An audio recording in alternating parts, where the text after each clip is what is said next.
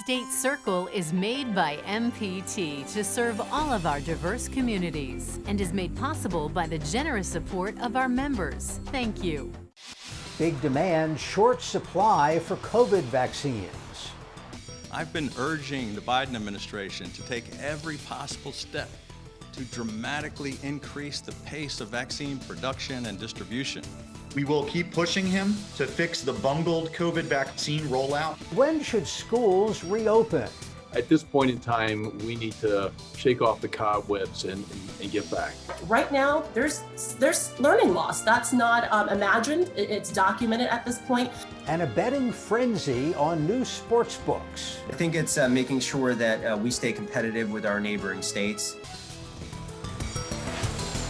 Connecting Marylanders to their government. This is State Circle. Good evening. The big story around State Circle this week is a scavenger hunt. That's what some are calling the process of finding and signing up for a COVID vaccine. This morning, Maryland opened the first 2 mass vaccination sites at Six Flags in Prince George's County and at the Baltimore Convention Center. There are plans for additional locations around the state. In his State of the State address this week, Governor Hogan warned that the limited number of doses means this process will take time. Unfortunately, right now, the amount of vaccines being allocated by the federal government is just a tiny fraction of what we need. That is the hard truth, not just for us in Maryland, but for every state in America. I've been urging the Biden administration to take every possible step to dramatically increase the pace of vaccine production and distribution. And we are hopeful that another promising vaccine candidate could be approved by the FDA and soon on the way to us, perhaps even in the coming weeks. And this one is actually being manufactured right here in Maryland. In the Democratic response, House Majority Leader Eric Ludke said the vaccine rollout had been bungled. We will not hesitate to demand better from the governor and all of state government. We will keep pushing him to fix the bungled COVID vaccine rollout. Every Marylander that wants a vaccine should be able to get a vaccine, and it is unacceptable that our state currently ranks 46th in the nation for getting vaccines out. We will continue to fight for out-of-work Marylanders to get the unemployment benefits they are entitled to. And we will work to provide students with what they need to recover from learning loss. And we will demand that the governor and the superintendent of schools work with parents and teachers on school reopening. All of the vaccine sites require making an appointment online. A statewide call center is to open in 10 days. The number of COVID patients in Maryland hospitals continues its post-holiday season decline. Over 1,400 people are in the hospital, but that is now down 26% from the peak on January the 12th. 209 people have lost their lives to the disease this week. The latest information, including vaccine availability, can be found at coronavirus.maryland.gov. On Monday's Direct Connection program, health officials answer your questions about the vaccination process. You can email a question right now to livequestions@mpt.org. Should Maryland protect businesses from COVID-related lawsuits? Nancy Yamada reports. Other states have done this, and there have been lawsuits. There have been only a handful here in Maryland so far. But Senator Chris West predicts in the days ahead, businesses will face more lawsuits from customers and employees who say they got COVID at their workplace, store, or restaurant. And there's no way to determine whether the COVID was caught at that business or someplace else. But every case has a settlement value. And therefore, to get out from under these cases, entirely innocent and responsible business owners will have to pay tens of thousands of dollars to settle these cases and stop the lawsuits. He's proposing a bill which would provide liability protection for small businesses who are following the rules and safety guidelines. My bill doesn't preclude anyone from filing a lawsuit. What it does is it raises the bar in order to succeed in the lawsuit by requiring a higher level of approve. The bill also provides liability immunity for government entities, hospitals, schools, and nursing homes that are following proper COVID protocol. But that has some people concerned. We don't want to do anything that's going to take away the protections and the rights of our members and their loved ones. Nancy Carr of AARP Maryland is concerned that the bill will have unintended consequences, given that the reality is with COVID protocols, few people can go inside facilities to monitor safety measures or the quality of care. We simply think that we want to maintain the rights of nursing home residents and their families to seek redress through the court system in any instances where there's been abuse or neglect. The bill has the support of the Maryland Retailers Association and the Maryland Chamber of Commerce. Opponents include the American Association for Justice, an association of trial lawyers. At a time when businesses are looking for ways to cut their overhead and operating costs, giving legal immunity signals to businesses that safety is the first place they can look to make those cuts. George Tolley, the legislative chair of the Maryland Association for Justice, questions if the bill is even constitutional, given that it includes claims as far back as last March. In addition, there's been a proposal to amend the bill to add a good faith immunity.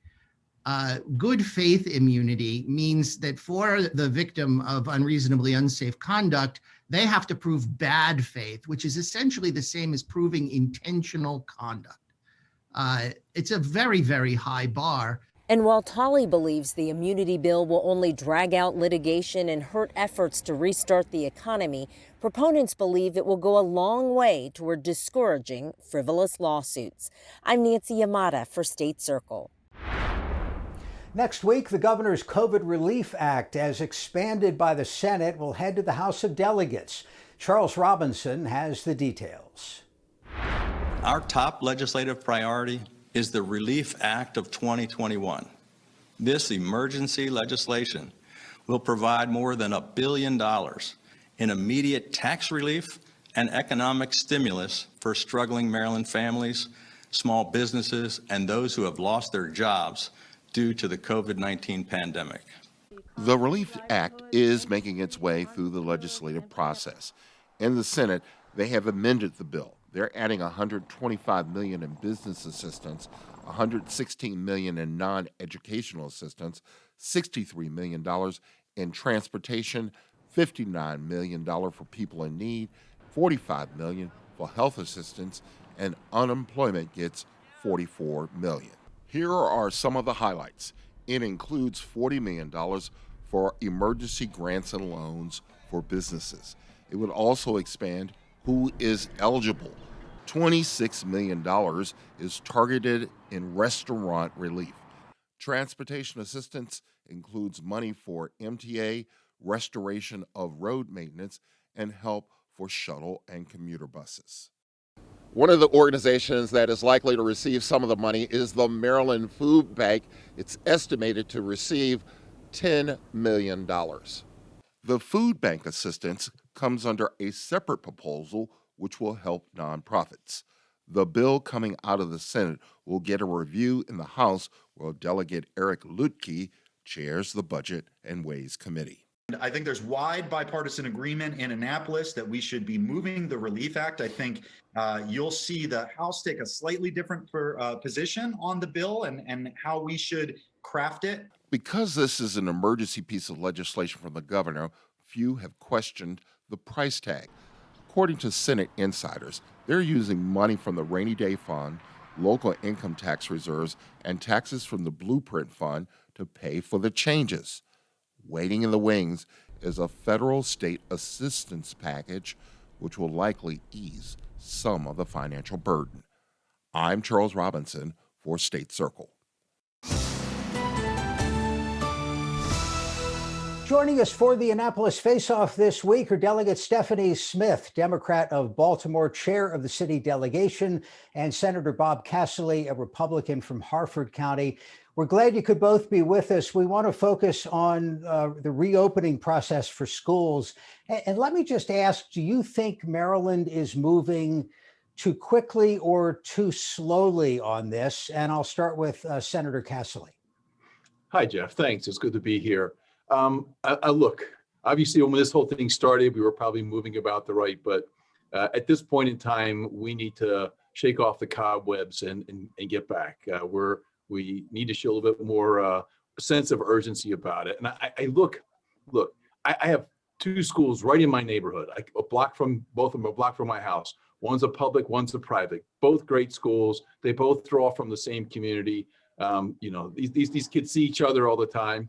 And the private school has been open since September without any major incidents at all.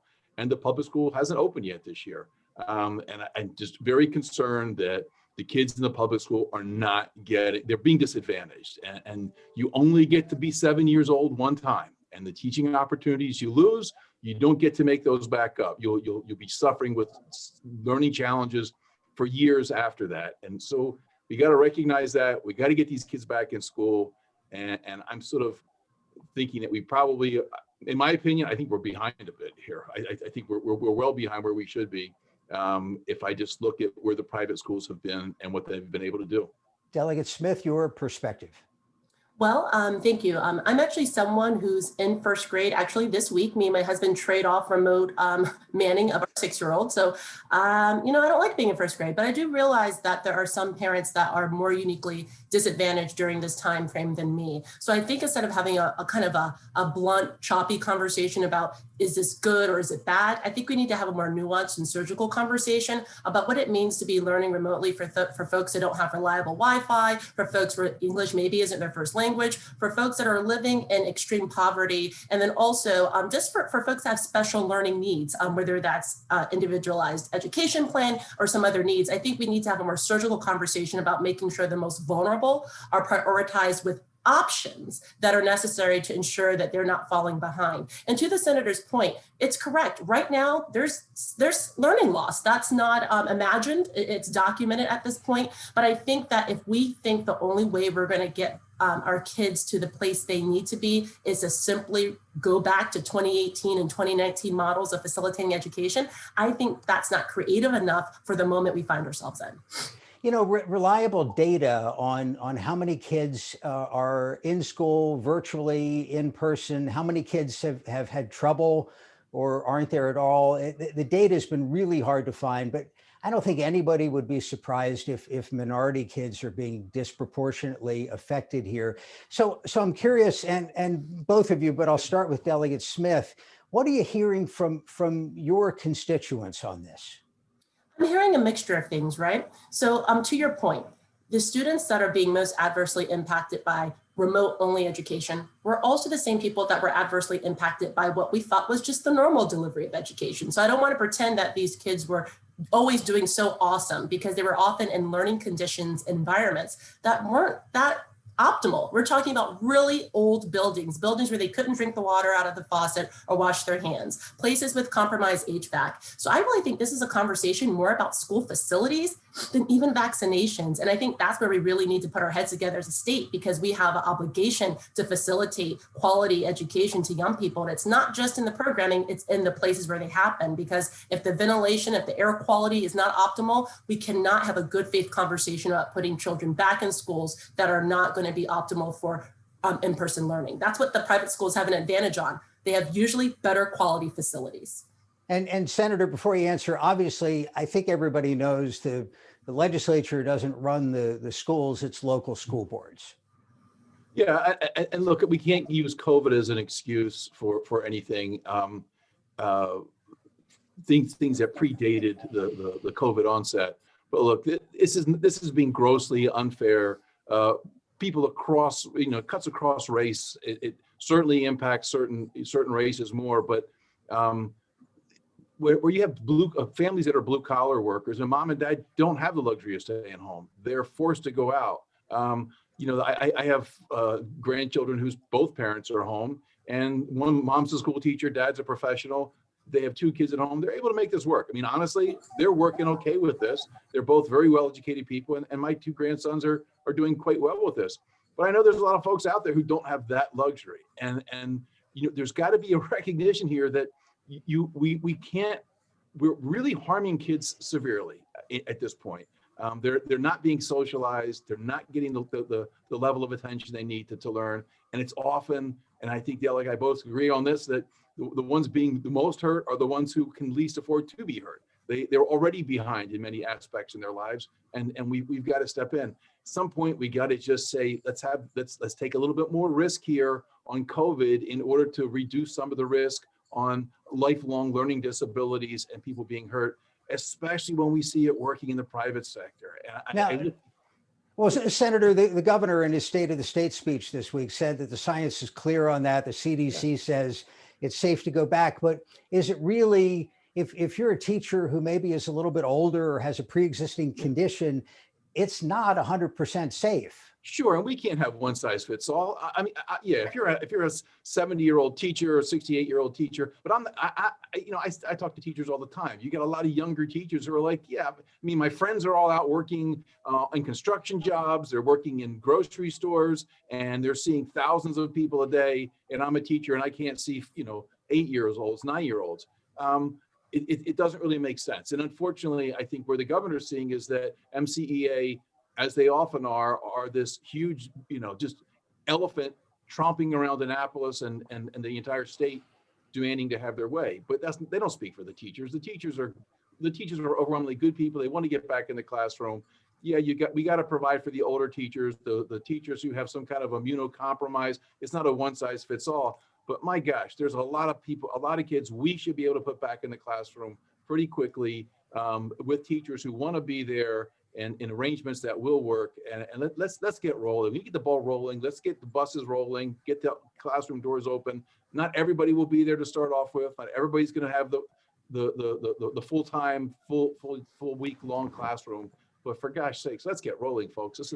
We don't have time to screw around anymore. Thank you. Am I being too simplistic in thinking if the state is able to give 20,000 COVID vaccines a day and we have something like 60,000 teachers, we could solve this problem next week, right? It's vaccinate all the teachers, help them, help the kids. Delegate, does it make sense? I want to push back a little bit on what the good senator shared about how we can't use COVID-19 as an excuse to dredge up, obviously, multi-generational neglect of school facilities and other things that obviously makes students at disadvantages before COVID-19. Well, on the flip side, we can't use the acute disadvantages of the same communities as an excuse to just shuffle everyone else back into buildings that are not of the same quality or grade. So we can't have it both ways. I don't believe COVID-19 is an excuse. It's actually a challenge. It's a challenge to decision makers and policymakers that you can no longer look away at inconvenient and uncomfortable realities that Maryland school children are not all given a fair chance. We're not talking about extra. We're talking about a fair chance to learn optimally. So we've spent a whole year with young people largely out of the building. This was an optimal time to make some of those very fixes that we knew we were going to need if we ever reimagined them going back to those buildings. So I take issue at COVID-19 being suggested as an excuse to be thoughtful in all the ways we've neglected to be thoughtful around the provision of public education. And that's where I need to see leadership from the governor and from the state superintendent, because it's not enough to just tell people a date and best of luck. You have to facilitate an optimal learning environment and working environment so that the education received by all young people is adequate, which is the Constitution. Delegate Smith, Senator Casserly, I apologize. We have to leave it there. Thank you so much. Thank you. Placing a bet on your favorite sport may become reality in Maryland before the year is out. Our Sue Copen has the latest on the legislative steps now underway. When Maryland voters cast their ballots for the November election, they gave their overwhelming approval to a referendum making sports betting in Maryland a reality. But the details of how to make that happen are being tackled this session. Montgomery County Senator Craig Zucker sponsored the bill last year that put the issue before the voters. The priority this year? I think it's making sure that we stay competitive with our neighboring states, making sure that we have a strong minority business component of it, and making sure that we're doing all we can to recapture money that was lost from the pandemic to help fund education. Zucker says whatever's approved this year will build on what was started last year. We made sure that when it came to construction and other things around sports betting, MBs, minority businesses would be included. We also had a certain percentage of funding going to minority businesses. This time around, I'm sure it would be there would be a conversation about licenses themselves. The Senate bill is expected soon, with input from a work group that's expected to get down to business next week. The House already has a bill sponsored by House Speaker Adrian Jones. Jones says her plan calls for a two-tier licensing system. There's a physical license, which entails 6 casinos. There'll be a place at Laurel and Timonium, plus 5 that are competitively bid. That also includes mobile licenses, 10 in total that are competitively bid. Delegate Darrell Barnes, chair of the Legislative Black Caucus, says he likes what's included in the Speaker's bill. We're all looking at how do we create generational wealth for those that participate. And quite frankly, the minority community has been left out of that equation for quite some time. So now you have an opportunity in which they can play and participate and create generational wealth, not only for themselves, but the people that they employ. Not to be lost, the money the state stands to make from sports betting. We estimate the floor being around 20 million, but it could be anywhere upwards of 40 million. And just realize casinos were closed for a while because of the global pandemic. So we lost roughly $140 million of funding that would go to fund education. So any additional revenue that we could get from sports betting would help close that gap. Among the other details yet to be worked out, how much to charge for licenses, whether betting on college sports should be allowed, and if a team is awarded a license, can it take bets on their own games? Assuming it's all worked out, betting on sports could begin in Maryland this summer. Sue Copen for State Circle. For the political roundtable this week, Will Ford of the Washington Informer joins MPT's Sue Copen, who is our resident sports betting expert. Thank you for being here. I wouldn't go that far, Jeff, to be honest with you. Nobody has anything riding theoretically on the Super Bowl? No, I'd rather spend my money on the food and just watch the game. You know, I wonder if nobody's in the office, all of those pools, all of the people who operated those theoretically have less to do this year. All right, let's get down to business. Will, you were out at Six Flags today where the state, as we reported earlier, launched sort of a soft launch of one of the mass vaccination sites. What was your takeaway from that? Well, being that they opened it in Prince George's County, and the Baltimore Convention Center also, they're using that as showing the hardest hit and the majority Black areas that, hey, vaccines are here, but there's still a problem. And the problem is certain residents still not able to get the vaccines. It's not enough, it's not that many. And also with a state mandated site, they can go anywhere they want. So a question becomes, how many residents in Prince George's County and in Baltimore City are really getting served?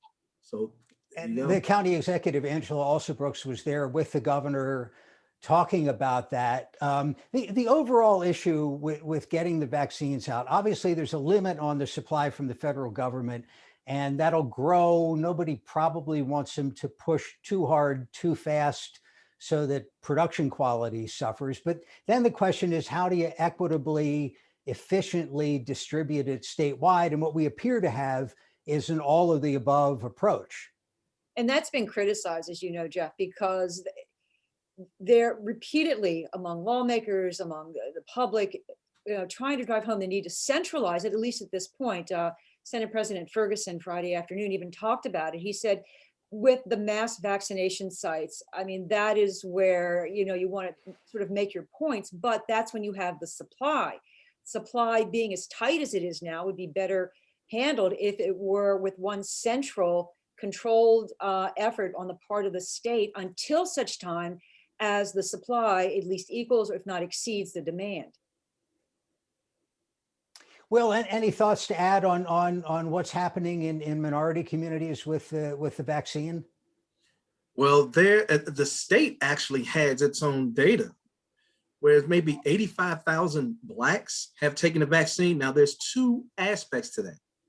Some will say, well, there's an unequal distribution of it, but also there are some African Americans that don't want to take it. And you just look at the history of Tuskegee Airmen, Henrietta, oh gosh, now I done drew a blank on her last name. Oh, lax. Right. Yes, thank you, sir. And some people just aren't trusting. And I even interviewed a couple of residents who say, you know what, I can wait to see how this will be and how other people will be affected in a couple of years. But then there's still folks who do want to take it and just can't. Sue, you were listening in on Senate President Ferguson's media availability today. Any other takeaways? Well, he was talking about how they had completed action on the governor's emergency COVID help bill with the additional $500+ million that the Senate added on. The House has yet to take it up. He said the goal is to try to get that done through and back to the governor for signature because it's an emergency piece of legislation by, I believe he said mid-February is their goal, to try to deal with some specific tax periods that need to be addressed and which are incorporated into the context of the bill. He just said it's been tough. People are tired already. We're in week 4 of the session. It's been a very, very challenging time for everybody. No doubt. And upcoming, the more contentious issues, including police reform, which we'll be covering in future weeks. Will and Sue, we appreciate your time. Have a great weekend. Thanks, Jeff. Thank you very much. And that is State Circle for this week. Coming up Monday on Direct Connection, we will focus on how you can sign up for a COVID vaccine. That's live Monday evening at 7. Now, for all of us at MPT, I'm Jeff Salkin. Thanks for watching State Circle, and have a good night.